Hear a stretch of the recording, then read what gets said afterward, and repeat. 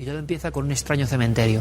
En ese cementerio, las claves para un dossier que hará pedir perdón ni más ni menos que al presidente de los Estados Unidos. Ahora, ese trabajo llamado Cobayas Atómicas sale a la luz en Estados Unidos y en España con un eco impresionante, con una polémica del máximo nivel, porque esa periodista local había pinchado en hueso, había metido el dedo en la llaga, había encontrado algo que era mucho más que una noticia de esa región. Experimentos durante décadas con seres humanos sin su consentimiento con el mundo de lo nuclear.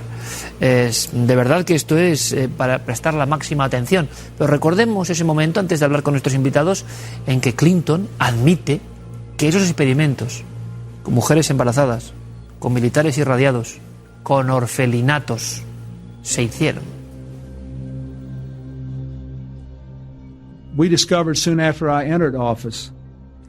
Al poco tiempo de convertirme en presidente, descubrimos que en una época en la que el fantasma de una guerra atómica se cernía mucho más de lo que lo hace hoy, el gobierno de Estados Unidos llevó a cabo sobre nuestros ciudadanos experimentos que implicaban radiación.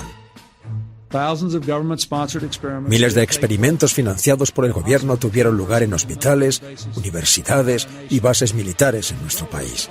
El objetivo era entender los efectos de la exposición del cuerpo humano a la radiación. Aunque muchas de esas pruebas fueron éticas, algunas otras no lo fueron. No solo a la luz de los estándares actuales, sino bajo los de la época en la que se llevaron a cabo. Fracasamos en la prueba de nuestros valores y en la de nuestra humanidad. Esos experimentos se mantuvieron en secreto. Se ocultaron no por una razón comprensible de seguridad nacional, sino por el simple miedo a la vergüenza. Y eso estuvo mal.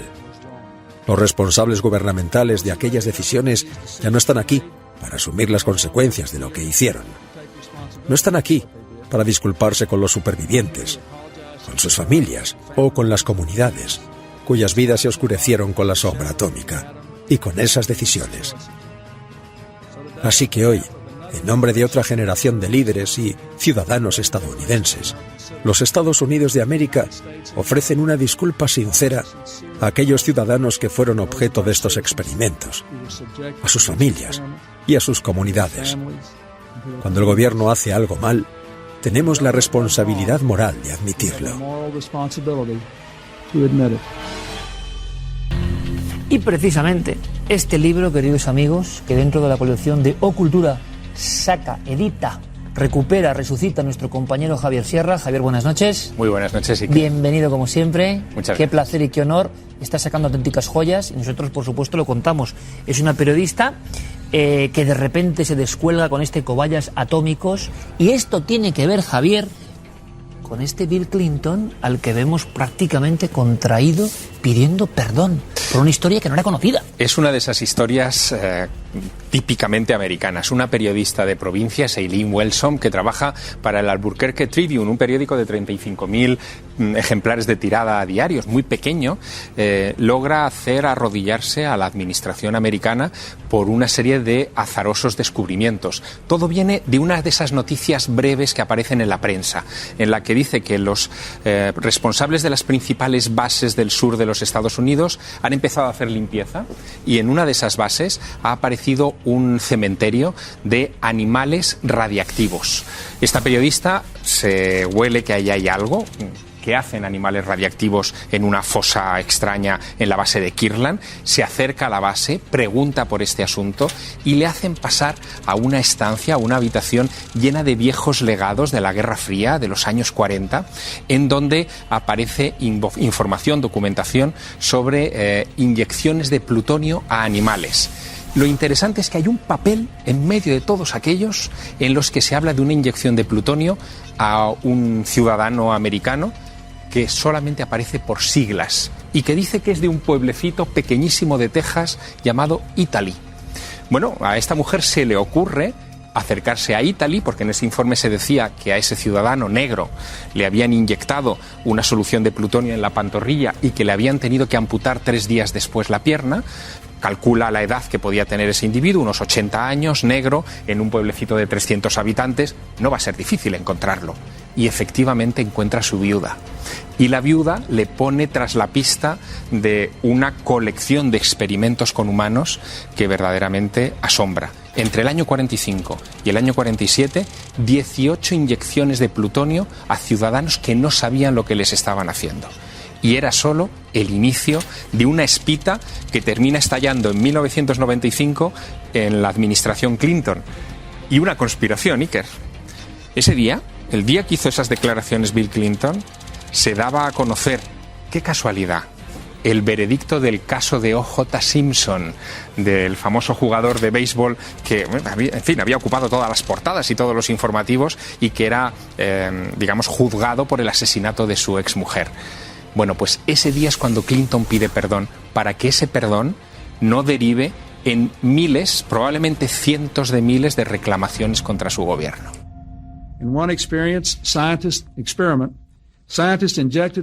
En uno de los experimentos, los científicos inyectaron plutonio a 18 pacientes sin su conocimiento. En otro, los médicos expusieron a pacientes terminales de cáncer a dosis excesivas de radiación, un tratamiento del que resultaba virtualmente imposible que salieran beneficiados. El informe también demuestra que estos y otros experimentos se llevaron a cabo precisamente en aquellos ciudadanos que más confiaban en el gobierno para recibir ayuda, los desahuciados y los enfermos graves. Pero no estuvieron solos. Miembros del cuerpo militar, precisamente aquellos en los que nuestro gobierno más confiaba, fueron también objeto de pruebas. El consentimiento implica que un médico te informe sobre los riesgos del tratamiento al que vas a someterte. En demasiados casos, ese consentimiento fue obviado. A los estadounidenses se les ocultaron los efectos de lo que se les estaba haciendo. El engaño se extendió más allá de los pacientes, hasta llegar a sus familias y a todo el pueblo americano. Una inyección verdosa, que no sé si es precisamente esto una licencia. Hemos imaginado siempre con esta fluorescencia, ¿no? El plutonio y otras sustancias que nos dan miedo solo pronunciar, que son útiles para unas cuestiones energéticas, pero que fuera de control, como cobayes atómicos. Ahí empezaba esa historia. Doctor Camacho, bienvenido como siempre, ¿eh? Muchas gracias por invitarme. Si a alguien le ponen una inyección de plutonio, como dice Javier Sierra, como ha contado magistralmente esta escena de la periodista de provincias, pero cuántas veces, ¿no? La periodista local es la que saca el gran tema. ¿Para qué se hacía y qué efectos en el cuerpo podía tener? Era una salvajada lo que estaban haciendo. Bueno, yo antes de nada tengo que agradecer tanto a Javier como a ti el que me hayáis invitado y sobre todo me hayáis mostrado el libro, porque a raíz de ello lo he leído y tengo que decir que como médico, cuando uno termina de leer el libro, siente simplemente estupefacción. Es más, yo creería que ese libro era ficción si no fuese porque el presidente Clinton reconoce que eso se ha llevado a cabo. Esto también hay que ponerse en el contexto. Esto nace con una historia que es la continuación de una historia que en su momento narramos aquí, sí, que es las famosas chicas del radio. Que era brutal, que lo trajo el doctor Camacho, aquellos relojitos. Esta historia básicamente empieza, claro, la construcción de la bomba atómica.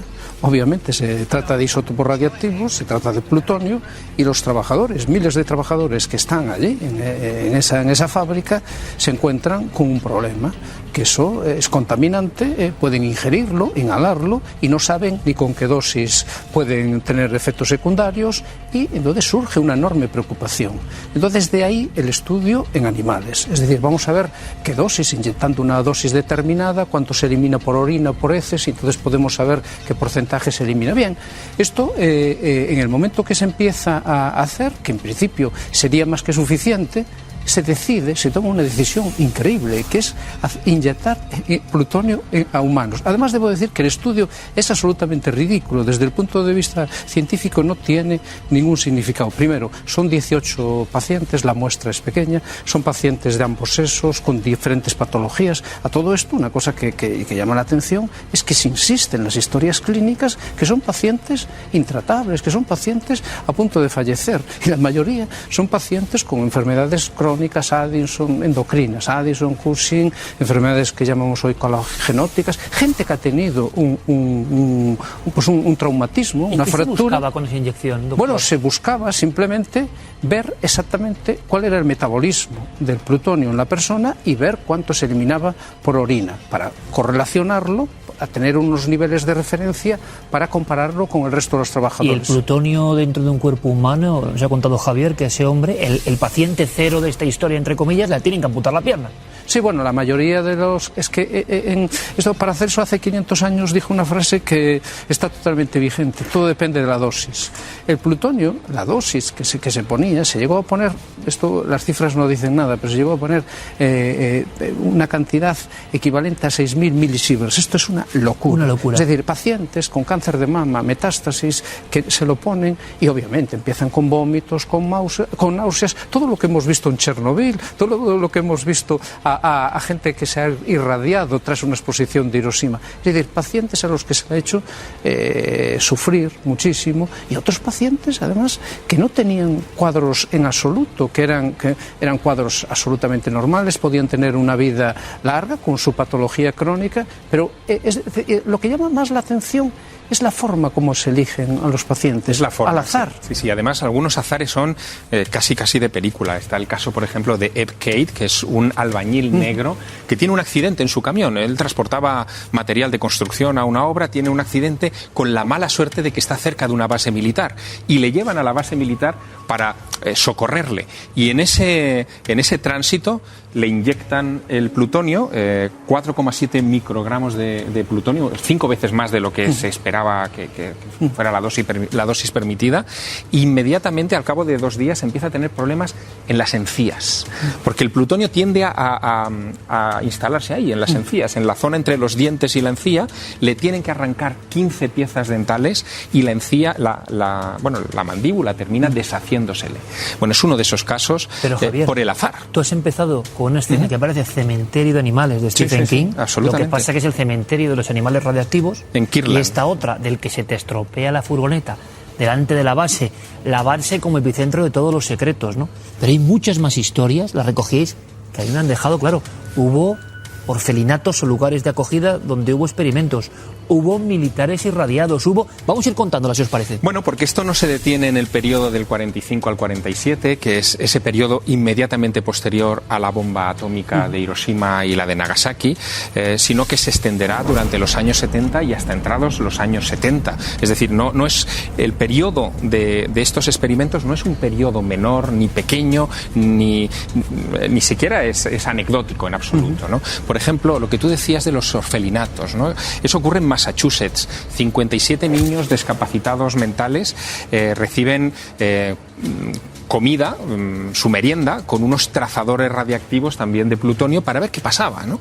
57 niños son sometidos a esto y vigilados y controlados, sus heces, su orina, desde un punto de vista secreto, evidentemente, para ver qué sucedía.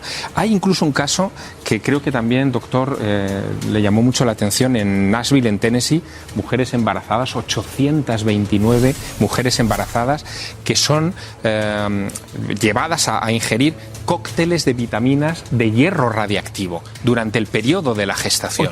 829 mujeres embarazadas. En fin, y hablamos de épocas que ya no son las del proyecto Manhattan o de las de los años 40, estamos en los 50. Estamos en los años 50, pero es que esto se extenderá, como digo, hasta los años 70. No es prácticamente ayer, Iker, es prácticamente ayer, y se hace con impunidad, con ciudadanos norteamericanos, generalmente sin pedirles permiso. A algunos les pedían un permiso un tanto velado, les decían, bueno, hay un tratamiento experimental, no le especificaban exactamente cuál, que puede servirle a usted para mejorar, por ejemplo, en su constitución física, ¿no? Sí, pero básicamente era un engaño, porque la mayoría no, todos los pacientes, los que tenían procesos graves, cánceres, lo que se le decía era que era un tratamiento que le iba a ayudar a curar. Realmente, primero, jamás hubo consentimiento informado y segundo, no se dijo exactamente ¿Y lo esos que niños, doctor, por ejemplo, ¿no? Sí, bueno, en el niño es que es increíble, porque era un colegio en donde se les daba con los cereales, se les daba calcio radiactivo. Siempre, todos los experimentos que se han hecho han sido tratando de ayudar a los trabajadores de los Álamos. La razón era muy simple, es decir, si uno, en el momento que se estaba haciendo, que estaba con un reactor nuclear, obviamente hay un estofado literal de isótopos radiactivos. Entre esos había muchos que se depositan en el hueso. El caso del estroncio, el caso del cesio, etcétera, etcétera, que obviamente pueden producir un osteosarcoma o los problemas que comentó antes en los dientes. Bien, pues en esa situación se decide añadirle los cereales, porque los vegetales suelen tener fitatos, y los fitatos a nivel digestivo bloquean la absorción. Dijeron, bueno, vamos a analizar estos niños porque si les añadimos los cereales y con el calcio, así vemos la absorción. Es decir, pero por supuesto, los niños encantados, porque eran niños que estaban en una institución terrible, en donde se les engañaba, la Universidad del MIT, lo que les decía era que primero les daba unos regalitos, los llevaba a un partido de béisbol, y aparte les daban los cereales, así que los niños estaban encantados. O sea, el ejemplo de cobayas humanos, doctor, el título del libro es ahí absolutamente certero, pero he escuchado también, y podéis intervenir en cualquier momento, por supuesto, esto es una panoplia, es un planeo por una historia que en Estados Unidos fue un escándalo. Y creo que la gran clave es lo que dice el doctor Camacho, con muchos años de experiencia y evidentemente habiéndose enfrentado a un montón de circunstancias. Después de la recomendación de Javier Sierra de este trabajo, el mismo doctor se queda estupefacto. O sea, hay cosas todavía en la historia que dejan estupefactos a los doctores. Es que este libro es todo escalofrío. Sí, este libro mereció el premio Pulitzer porque la periodista de provincias del Albuquerque Tribune empezó a remover cosas y a publicar los casos con nombres y apellidos, desclasificando todas esas siglas que encubrían la información. Pidió a través de la Ley de Libertad de Información nuevos datos, nuevos documentos desclasificados. La administración se sintió acorralada y tuvo que suministrarlos hasta que finalmente llegó Clinton y pidió perdón por culpa de esta periodista, que fíjate lo que son las cosas. Cuando ella fue al Albuquerque Tribune, a su redactor jefe, a decirle, tengo estas historias entre las manos que creo que son importantes, el redactor jefe le dijo, no, ocúpate de la sección local. Esto no te va a llevar a ninguna parte. Y ella, en su tiempo libre, fue la que perseveró en esta historia y terminó publicándolo, y no solamente mereció el Pulitzer, todos los premios de periodismo habidos y por haber y reconocimientos que en Estados Unidos hay. Y en España este libro no se había publicado todavía. Pero imagino, Javier, que ese redactor jefe que le dijo, chica, no te metas en esto, es ahora el que reivindica que le enseñó todo lo que saben. Si no, no puede ser. Es un poco la ley de las cosas, ¿no? Sí, pero lo triste de esto, fíjate, es que esta periodista, Eileen Wellsom, después de haber publicado este libro y de haber recibido todos estos reconocimientos, ¿tú crees que le llamó el New York Times, Los Angeles Times, para ficharla como una reportera de investigación? Demasiado espinoso. Alguien preguntará, ayer el doctor le voy a preguntar, o te lo dejo ahí, doctor, votando, más casos que te hayan llamado la atención de lo que viene aquí. Pero una cosa, Javier, muchos amigos, el tema es impresionante, dirán, oye, Javier, esta mujer vive. Sí, claro. Esta mujer tiene este libro. Esta mujer tocando un tema tan tremendo que hace pedir perdón a un presidente. Bueno, la mente un poco conspiranoica que ya todos tenemos, cómo la han dejado seguir viva, ¿no? Es decir, no era un tema baladí y sin embargo ella ha sobrevivido. No sé si te ha podido contar o de si tuvo presiones concretas en esta historia. Bueno, o intentaron desviarla, ¿no? Tuvo presiones desde el punto de vista patriótico, que esto también es muy interesante por la mentalidad americana, ¿no? De repente ella estaba poniendo en tela de juicio la honorabilidad del sistema, porque el sistema había dispuesto que los ciudadanos eran susceptibles de ser conejillos de indias para cualquier clase de experimento. Esto es lo que no le perdonaban, que hubiera puesto en entredicho la honorabilidad de esa institución que es el ejército, por un lado, porque fue el quien financió todos estos experimentos, y sobre todo de un personaje que es muy interesante, que es Harold Hodge. Harold Hodge es un toxicólogo muy importante, autor de 5 libros, 300 papeles, en fin, artículos científicos de gran nivel. Fue el que propuso que el agua en los Estados Unidos tenía que estar fluorada, ¿no? Para evitar las caries. Y se generó también un debate, bueno, el famoso debate del flúor, ¿no? Claro, el famoso debate del flúor, ¿no? De en qué medida el gobierno decide sobre el ciudadano lo que debe hacer o lo que no debe hacer. Y este hombre, que tenía una gran reputación en los Estados Unidos, ha terminado absolutamente vilipendiado y destrozado en su reputación gracias a esta investigación. Pero es curioso, sigue viva. Sigue viva, es decir, con un tema... Pero arrinconada, arrinconada. Sí, pero también hay que decirlo, o sea, sigue ahí, porque lo lógico sería pensar que la primera que se encuentra plutonio en la pasta de dientes o en lo que sea, es ella, ¿no? Sería un poco lo lógico, un trabajo que es premio Pulitzer y que va a los cimientos del sistema. Bueno, el tema es tan tremendo que cuando Bill Clinton pide perdón en esas famosas declaraciones, hace un listado de los casos más significativos que reconoce la administración, ¿no? Y hay algunos que no se conocían, ¿no? Por ejemplo, 120 esquimales e indios expuestos a yodo radiactivo entre 1956 y 1957, 131 presos de Oregón y Washington sometidos a radiaciones en los testículos durante las pruebas de reconocimiento médico, 29 estudiantes de 3 universidades públicas norteamericanas sometidas a radiaciones en todo el cuerpo. Sin saberlo. Sin saberlo. En Rochester, 40 pacientes fueron inyectados con uranio. En fin, la lista es espeluznante.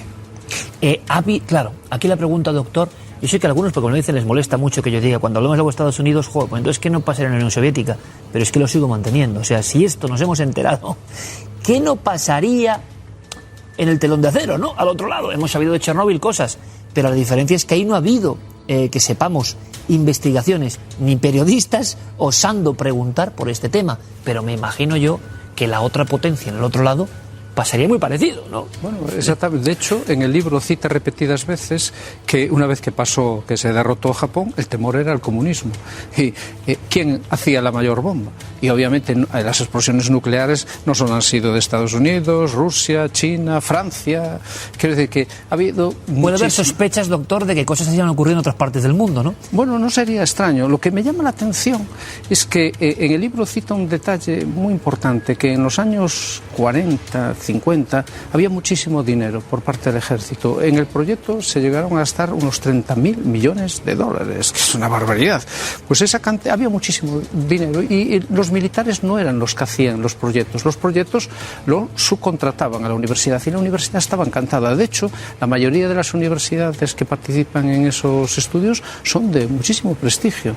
Estamos en la Guerra Fría, doctor, ¿no? Es decir, hay que armarse, no solo con dinero, sino con ciencia, prospección a futuro y experimentos en ese momento en que el mundo se ha dividido en dos partes irreconciliables. Y hablando de militares, Javier, es que hay experimentos, que esto yo sí recordaba algo, de personas que ya prácticamente en acción militar habían sido irradiadas o situadas muy cerca de focos de este peligro sin ellos saberlo. El cálculo que se hacía a mediados de los 90 sobre cuántos soldados podrían haber sido irradiados desde la Segunda Guerra Mundial hasta esa época, hablaba de 300.000 hombres que podrían haber sido irradiados en unos u otros experimentos. Pero hay algunos que son verdaderamente paradigmáticos. Muy poco tiempo después del final de la Segunda Guerra Mundial, cuando ya se ha rendido Japón, Estados Unidos pone en marcha la Operación Crossroads, que la cuenta también el libro, ¿no? Y la Operación Crossroads consiste en reunir a 90 buques de guerra nazis, alemanes y de los japoneses y de los Estados Unidos, barcos que no van a ser ya reparados y que no sirven más que para chatarra. Los llevan a un atolón en las Islas Marshall, al atolón de Bikini, y allí los someten a 2 explosiones nucleares consecutivas, una a cierta altura y otra submarina. Llenan los barcos de cerdos para comprobar después la radiación sobre estos animales, de dispositivos de detección. Pero ahí hay muchos soldados que están alrededor y que están participando a una cierta distancia de esas explosiones. Los soldados no saben lo que va a suceder. Cuando de repente, a 27 metros de profundidad, explota una de estas bombas, la llaman Baker, el hongo alcanza 6.000 metros de altura y arrasa con los barcos que tiene a su alrededor. Hay unas imágenes espeluznantes al respecto. Esa radiación impacta en esos soldados que habían estado allí.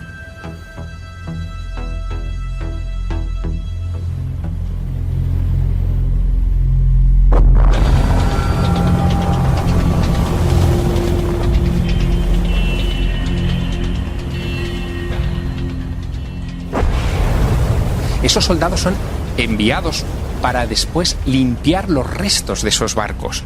A los pocos minutos de la explosión ya estaban yendo los soldados para estudiar los efectos, recuperar a los animales y los medidores de radiactividad. Y ellos mismos se llevan esa radiactividad. Claro, todo esto lo que implicaba para la administración Clinton en 1995 era abrir la espita a una cadena infinita de indemnizaciones. No se hicieron demasiadas porque muchos habían fallecido ya, pero las indemnizaciones más altas fueron de $400.000 de la época.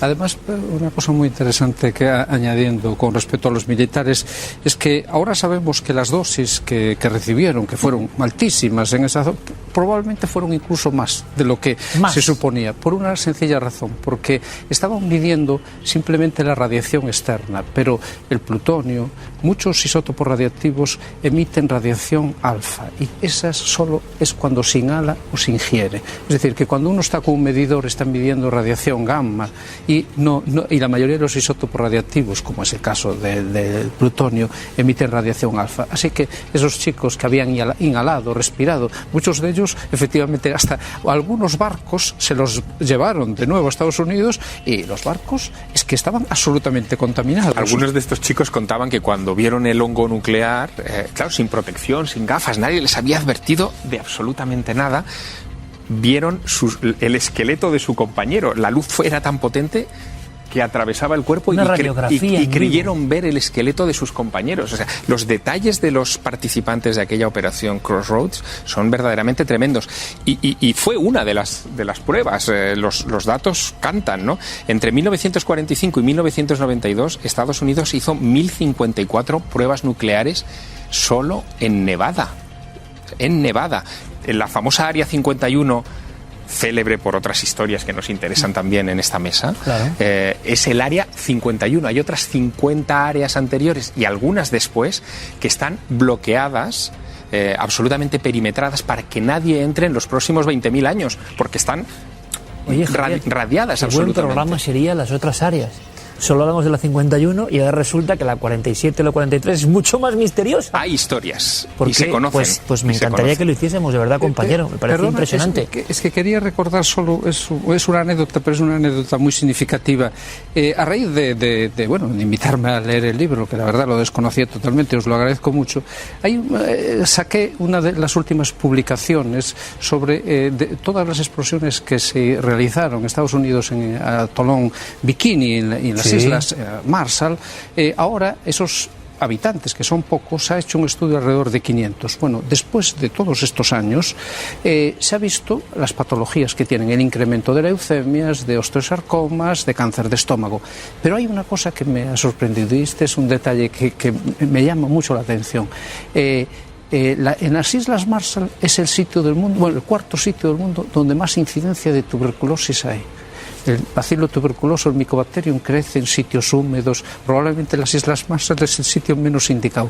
¿Por qué? Porque el sistema inmunológico está absolutamente deprimido, porque los isótopos radiactivos van a la médula, bajan los leucocitos y estos pacientes tienen con facilidad el cuarto sitio del mundo en las Islas Marshall de tuberculosis. Punto rojo, se ha hablado mucho, Javier, doctor, de Chernóbil, por el éxito de una serie muy reciente. Nosotros hicimos nuestro documental hace muchos años, el público ha tenido interés en recuperar de nuevo esa historia, y esto sería un poco, no un Chernóbil, pero sí una serie de proyectos secretos que salen a la luz por el tesón, ¿no?, y el trabajo de una sola persona en la América profunda, entre comillas, y con ese cementerio de animales vuelvo a acudir a Stephen King. ¡Qué historión! Doctor, por cierto, nuestro querido doctor Camacho, ¿cuántos años en el ámbito de la medicina, doctor? Bueno, no sé si decirlo, pero dilo. Cerca de 38 años. Bueno, pues con 38 años de experiencia de primer nivel, como sabemos, aún le podemos sorprender, Javier. O sea, no solo nos sorprende a nosotros, sino que de vez en cuando la magia de este programa es que las pistas, en este caso de Javier Sierra con su colección de Ocultura, te recomendamos, por supuesto, nos pone, es decir, es un pedazo de trabajo impresionante. O sea, aquí ligerezas pocas, pero cobayas atómicos, la realidad, lo que pasó. Y yo lo que poder sorprender al doctor a estas alturas, a mí me parece fantástico, porque en el fondo aprendemos todos y aprenden ustedes en esta especie de juego de espejos que es Cuarto Milenio. Doctor Camacho, como siempre, gracias. Gracias. Hasta la próxima aventura. Gracias. Amigo Javier, qué placer, qué cinematográfico es esto, y te emplazo para eso, las otras áreas, hay que contarlo. Y ahora todos muy atentos, por favor, tema de actualidad, tema de consumo, tema importante, repito, para todos. Don Miguel Jara, bienvenido, compañero. Hola, Iker. ¿Cómo estás? Un gusto. Tu último libro se llama Comida de verdad. A todos nos preocupa el tema de la comida, cómo nos va a preocupar, y sobre todo que últimamente ha habido, ya lo saben, este verano, una de esas alertas sanitarias que nos ponen a todos en tensión y que nos hacen, pensar, porque en el consumo cotidiano nadie piensa casi nada de estas cosas, si los procesos están bien hechos, si las circunstancias sanitarias que yo creo que en España sí, ¿no? Pero pueden ocurrir cosas que no están sobre el guión. Y resulta que Miguel en su libro, saben que es una persona que lleva toda la vida indagando sobre aspectos que tienen que ver con el consumo, con la salud, se ha metido a fondo, y yo leyendo, Miguel, tu libro, resulta que me encuentro con un apartado o con una zona que habla de ingredientes ocultos, más o menos, vamos a llamarlo así. Me sorprendió muchísimo, porque esto existe, y muchas veces comemos cosas y existen algunas que sí y otras que no, están en la etiqueta y que estás metiendo en tu organismo, ¿no? Y que se sabe muy poco, y que me encantaría que nos contases. Por ejemplo, ¿cuáles son los que te sorprenden a ti? Los que me sorprenden a mí, bueno, muchos productos que se utilizan en la agricultura para matar los bichos, ¿no? Los pesticidas, muchos aditivos, algunos extraordinariamente raros, ¿no? Porque, yo qué sé, el dióxido de titanio, que se utiliza para hacer más blanco el requesón o el yogur, que es un producto que se está estudiando que es cancerígeno, ¿no? El dióxido de titanio. Vamos a empezar por ahí, sí. Porque es, yo creo que la perfecta metáfora real de cómo cosas que no conocemos se están empleando en alimentos absolutamente cotidianos con un fin estético, que es un poco el signo de los tiempos. En este caso sería estético, sí. Y que, ojo, que hay problemas, ¿no? Sí, bueno, pues ya sabes tú, la industria alimentaria pues tiene una enorme competencia entre marcas. Entonces, todas luchan por tener los productos más palatables, que sepan mejor, que sean más suntuosos, que sean más gozosos a la vista, al tacto y al olfato. Nos quieren sorprender continuamente en nuestros sentidos, ¿no? Entonces, por ejemplo, este producto químico tóxico, demostradamente cancerígeno, se llama dióxido de titanio, y es un producto que se utiliza para blanquear los yogures o el requesón, por ejemplo. Es un producto, digamos, estético, como tú bien decías, porque lo que hace es que sea más atractivo, más brillante, más que digas, estoy deseando comerme ese yogur. O sea, que no se busca el blanco natural ya, sino un blanco extraordinario, un blanco nuclear, poco menos. Tú fíjate que un yogur bueno, sano, ecológico si puede ser, es súper blanco, ¿no? Pero, bueno, pues la competencia entre empresas fomenta que las empresas, a su vez, estén invirtiendo muchísimo en investigación científica para controlarlo todo sobre sus alimentos y generar nuevos productos o variantes de los nuevos productos, siempre constantemente ofreciéndonos algo nuevo que sea más jugoso y más rico que lo de la competencia para vender más. Sí. Una batalla permanente, una batalla a muerte también, por nichos de mercado, y que tienen elementos que, según Miguel Jara, por ejemplo, aunque luego hay un mensaje positivo también, bueno, tenemos que estar por lo menos alerta. Se ha hablado mucho de los pesticidas, de la agricultura, se ha hablado mucho dicen algunos, oye, hay que lavar la fruta, por ejemplo, ¿no? Uno piensa, cuando ha leído tus libros u otros, que no sé si es suficiente con lo de lavar la fruta, y se pusieron de moda incluso en cierto momento. Yo no sé si están tan de moda como otro tipo de sustancias para lavar la fruta con más conciencia. Había como una sensación de que eso era importante. ¿Por qué? Porque todo el asunto de los pesticidas, y aquí hemos hablado del glifosato, Miguel, sigue siendo un problema, ¿no? Sigue estando eso a nivel de los que lo sabéis en plena batalla, ¿no? Hay una gran batalla por ello, hay una sociedad civil que está cada vez más preocupada por advertirlo o denunciarlo, y está hiperdocumentado. O sea, hay organismos oficiales que lo han estudiado, hay asociaciones como Ecologistas en Acción o como la Organización de Consumidores y Usuarios que han emitido en los últimos años informes recientes donde hacen ensayos muy prácticos. Cogen unas peras, unas manzanas, unas lechugas y analizan a ver qué restos de pesticidas de su cultivo han quedado. Y bueno, pues en casi todos los informes los restos son altos y son variados. Además, quería incidir en que hay por ejemplo, peras estudiadas que reúnen 12 pesticidas, manzanas con 8 o 10. A veces las cantidades, dirán un poco más, las autoridades suelen rebajar, no meterle miedo a la población, no alarmar. Y dicen, no, las cantidades encontradas de ese pesticida, de un único pesticida, son bajas, no hay que preocuparse. Digo, claro, pero estamos tomando frutas todos los días, a todas horas comemos verduras y estamos llevando una dieta sana, por cierto. Entonces nos estamos juntando con variados productos químicos que no sabemos sabemos que son tóxicos, pero que no sabemos el efecto cóctel que provocan. Es decir, que sumados, lógicamente hacen más daño que un solo principio activo tóxico, ¿no? Pero es total. La globalización total. Nunca ha sido de así la alimentación. La Nunca cadena fue así. alimentaria. Jamás. Somos los primeros que estamos en esta dinámica y pasan cosas. Por ejemplo, Miguel, seguimos apuntando cosas que son súper interesantes, que darían para un sinfín de programas, pero por ejemplo, arroz y arsénico. Uno cuando busca, enseguida, y repito, no quiero alarmar a nadie, quiero solo saber lo que los especialistas en alimentación, escritores, investigadores están tocando. Arroz y arsénico, otra de las grandes polémicas. Eso acuérdate que lo tratamos en el programa. ¿Sí? Pues fíjate, ahí cambiamos un poco de tercio, porque el arsénico está de manera natural en la tierra, ¿no?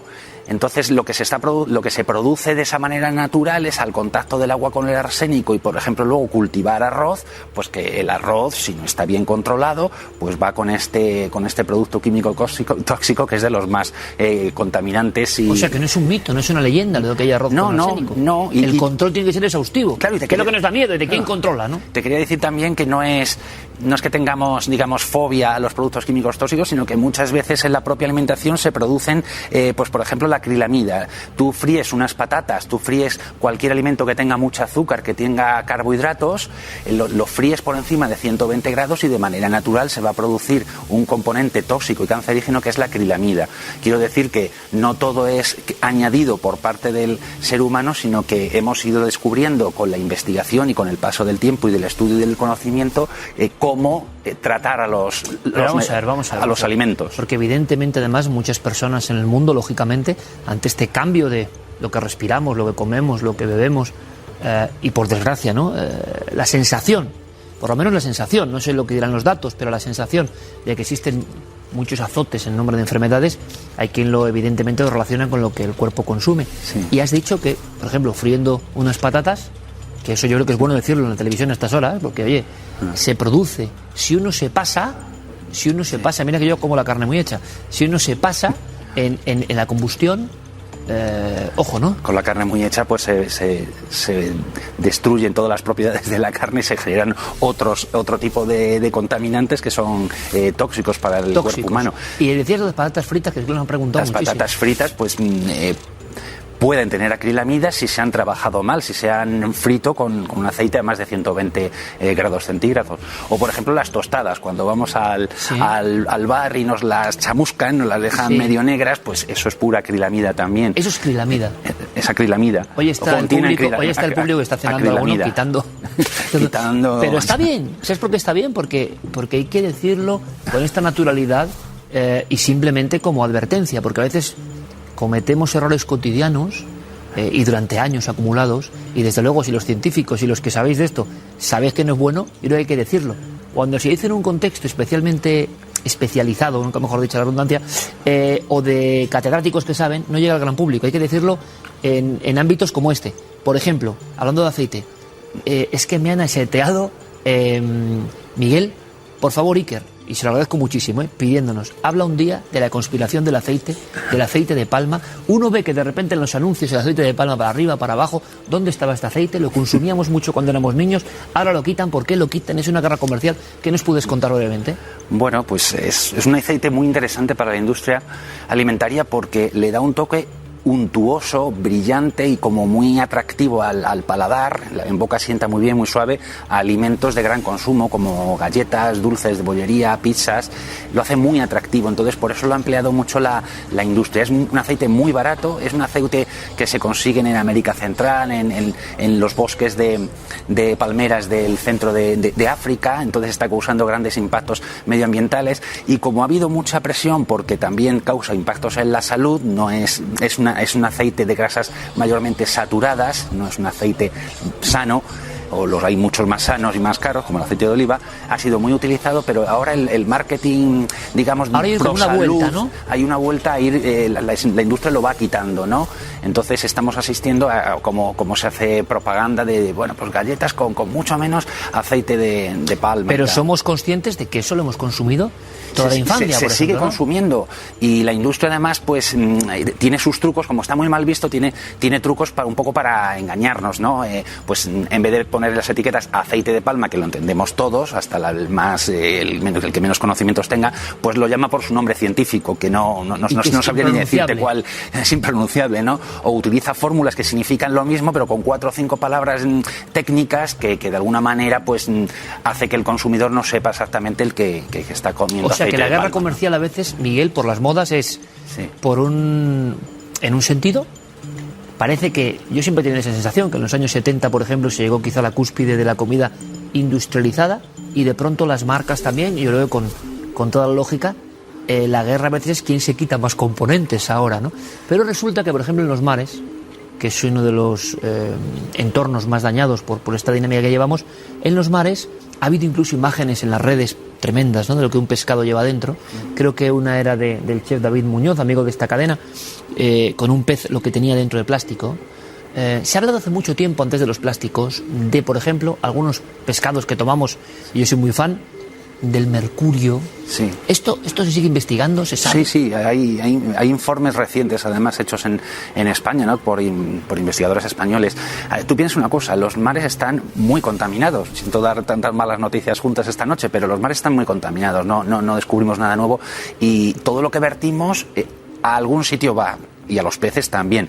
Los peces de mayor tamaño y que más grasas tienen son los que más acumulan en sus tejidos adiposos, en su grasa, los productos químicos tóxicos. Al mar va el mercurio y el atún, por ejemplo, que a mí me encanta el atún. Ya sabes que veraneo en zona de atunera, de Cádiz, sí. Pues, y de carne mechada. Sí.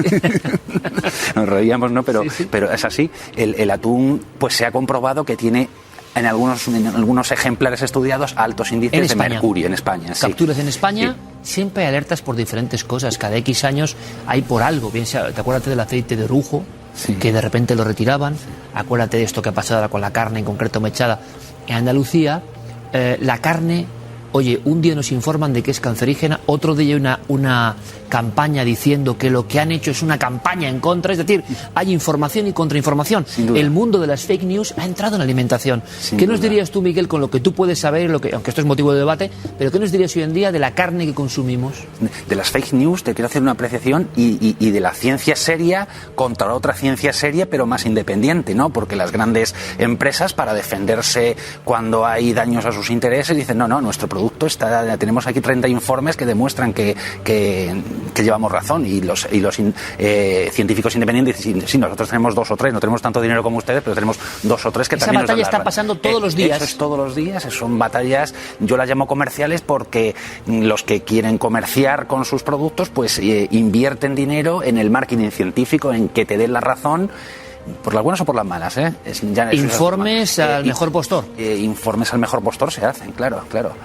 ¿Carne qué me dirías? Informes serios también, pero 2019... que te dan la razón y luego machacas en los grandes medios de comunicación porque eres una empresa muy potente, porque es tu marketing, me han dado la razón, ¿no? 2019, ¿qué me dirías tú? Te diría que en 2015, lo contamos someramente, la IARC, que es el Instituto de Investigación del Cáncer más importante, porque es el de la Organización Mundial de la Salud, después de estudiar toda la información que había y todas las investigaciones sobre los alimentos de carne ultraprocesada, de los más procesados, de los de menos calidad, llegó a la conclusión o clasificó como 2A, o sea, probablemente cancerígeno, esas carnes, ¿no?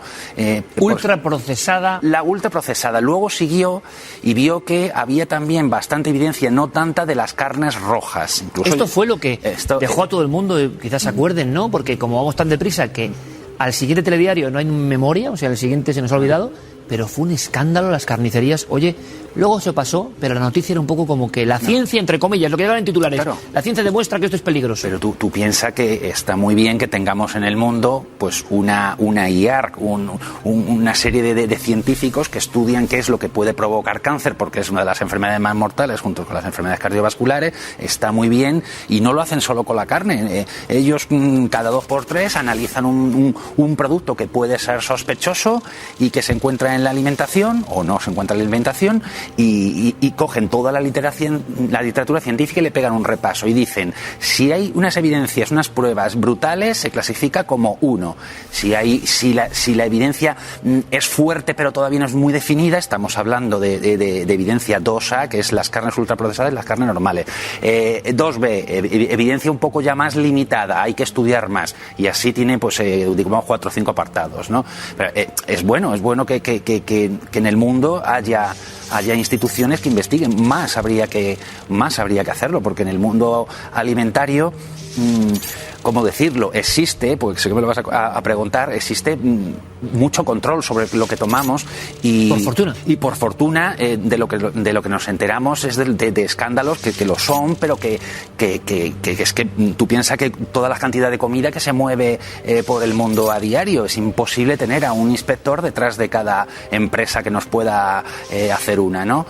Entonces, me parece muy importante que se clasifique y se comente y sean noticias mundiales cuando la carne ultraprocesada nos están diciendo que hay unas pruebas muy notables de que puede ser cancerígena. Hombre, una de las cosas que me han preguntado muchísimo es por medicina, antibióticos. Antibióticos, por ejemplo, no sé, carnes tan habituales como el pollo y demás. ¿Qué has podido saber, Miguel? Pues mira, la Organización Mundial de la Salud, que es, no vamos a explicar lo que es, ¿no? Es la institución más importante del mundo en el ámbito de la salud, lleva años presionando mucho a todas las agencias e institutos oficiales para que adviertan a la población de que tenemos un problema de resistencias a los antibióticos, ¿vale? O sea, cuando los seres humanos. En Europa están muriendo 25.000 personas anuales porque vas a un hospital con una infección que se puede curar porque hay un antibiótico que la cura, y como nuestras bacterias, o sea, las otras bacterias son más listas que el antibiótico y se han hecho a él, han creado una resistencia. Lo interesante, ¿cómo se liga eso con la alimentación? Los pollos, las macrogranjas de vacas, los animales viven tan sumamente hacinados en números de decenas de miles que las enfermedades casi brotan solas. Hacen falta una enorme cantidad de medicamentos y los antibióticos están a la orden del día. Pero estará oficialmente del público, Miguel, eso controlado, ¿no? El suministro de antibiótico al pollo, a la vaca, tal, estará controlado. ¿Pero creéis que no es suficiente? La Organización Mundial de la Salud debe pensar que no está controlado porque nos está advirtiendo que una parte de las bacterias a las que se están haciendo, de los antibióticos a los que se están haciendo resistentes nuestras bacterias, están proviniendo de la carne de los animales que nos estamos comiendo. O sea que el problema es de unas dimensiones enormes, 25.000 muertes al año por resistencias a los antibióticos en Europa. Por fortuna, decía Miguel Jara, que en general en nuestro país podemos estar bastante satisfechos con los controles que se hacen, eso hay que dejarlo claro, pero que esta dinámica existe. Su libro es Comida de Verdad, si quieren, ahí pueden consultarlo. Evidentemente, en el propio, esto me parece muy interesante, en el propio kiosco, entre comillas, en la propia librería, existen expertos que con fuerza atacan todo esto, es decir, la milonga de la comida ecológica. Esa batalla existe y es muy curioso porque esa batalla existe en la salud, existe en otros muchos campos. ¿Y dónde está la verdad, no? Esa es la pregunta que todos nos hacemos. De todas formas, Miguel Jara ha contado cosas que se ve que tienen bastante criterio, ¿no? Y es normal, y las sabíamos incluso por la memoria popular, pero bueno, hemos tomado notas, ahora que muchos estarán cenando, espero no haberles dado la cena, Miguel, y que sigamos contando, porque son misterios. Entra de lleno en lo que muchos llaman conspiración alimentaria, de si nos quieren controlar, entre comillas, o nos quieren dañar, o quieren experimentar con esto, o es una carrera ya hacia ninguna parte, y qué podemos hacer nosotros para, por lo menos en nuestras posibilidades, tener una vida un poco más sana, ¿no? Y cuidarnos un poco. Miguel, muchísimas gracias. Muchísimas gracias a ti. Hablaremos de más cosas. Ojalá. Y ya me contarás tu menú, ¿eh? ¿Vale? Para copiarte un poco. Yo te traeré tomates de mi huerto, que creo que por favor, les vas a dedicar un programa entero. Encontrar el grial, es como encontrar el grial. Les vas a dedicar un programa entero. Sin duda. Bueno, vámonos con más cosas, con más imágenes.